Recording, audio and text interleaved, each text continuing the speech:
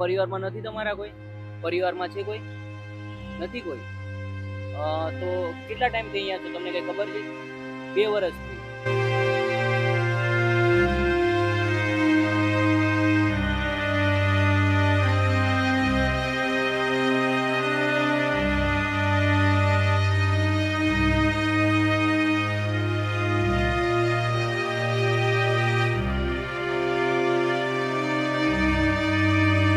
નામ શું છે? બોલી નથી શકતા તમે?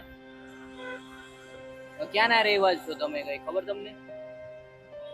બોલો તો ખરા તો ખબર. હા, ગભરાવાનું નથી, બોલો. શું નામ છે તમારું? નામ શું છે તમારું? નથી ખબર?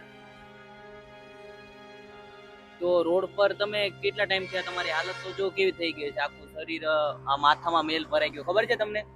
તમે રોડની વચ્ચે સૂતા હતા, તમને ખબર છે? તમે બોલી નથી શકતા? દોસ્તો, દાદા છે કે જે સ્ટેશનની આગળ અઠવા ગેટથી કે ત્યાંથી અમને મળેલા છે અને તેમની હાલત સાવ ખરાબ છે, સાવ નાજુક હાલત છે.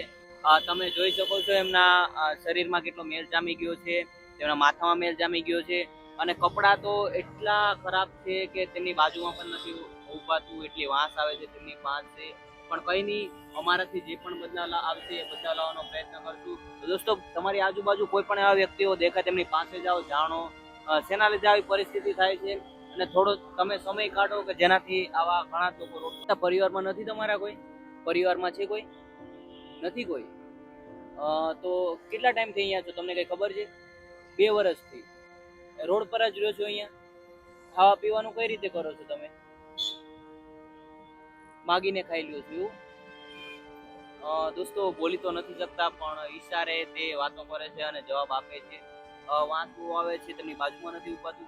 પણ કઈ નહીં દોસ્તો, અમે હાલાતોનો બદલાવ લાવવાનો પ્રયત્ન કરશું. તો વિડીયોને છેલ્લે સુધી જોજો અને તમારા હરેક ગ્રુપમાં શેર કરજો.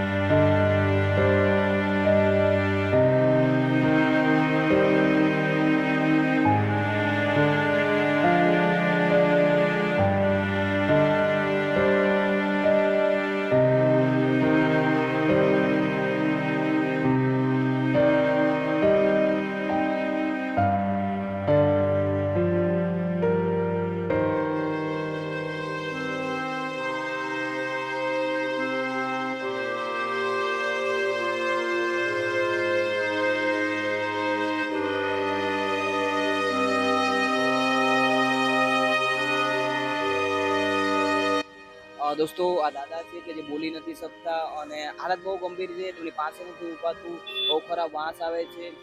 પરંતુ કંઈ નહીં દોસ્તો, માણસ છીએ તો માણસની મદદ કરીએ. દાદાને વાળ કાપી નાખ્યા છે, હવે દાદાને નવડાવવા માટે લઈ જઈએ, સારા કપડાં પહેરાવીએ, સારું ખવડાવીએ અને અમારાથી જે થાય એ પણ બદલાવ લાવવાની કોશિશ કરીએ. પણ દોસ્તો, તમે બધાને જ કહેવા માંગી કે આ વ્યક્તિઓ તમને રોડ પર સુરતમાં કોઈ પણ જગ્યાએ દેખાય તો અમારો કોન્ટેક્ટ કરો.